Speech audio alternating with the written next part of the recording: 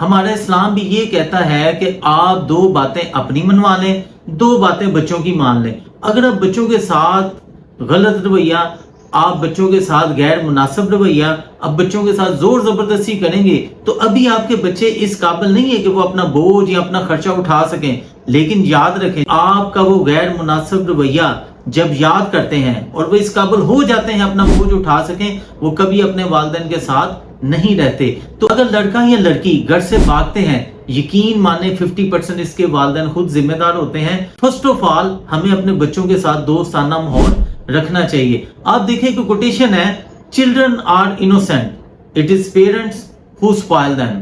بچے معصوم ہوتے ہیں، یہ ان کے والدین ہوتے ہیں جو انہیں اس طرح کا بنا دیتے ہیں۔ تو ہمیں بچوں کے ساتھ بیسٹ فرینڈشپ، بہترین دوستی رکھنی چاہیے، ان کے دکھ درد میں شریک ہونا چاہیے۔ دکھ درد میں شریک ہونے سے مراد ہم یہ سمجھتے ہیں کہ ہم انہیں روزمرہ کی ضروریات پرووائڈ کر رہے ہیں، ہم انہیں چیزیں لے کے دینے، کھانا دینے، تو ٹھیک ہے، یہ ہمارے فرائض میں شامل ہے۔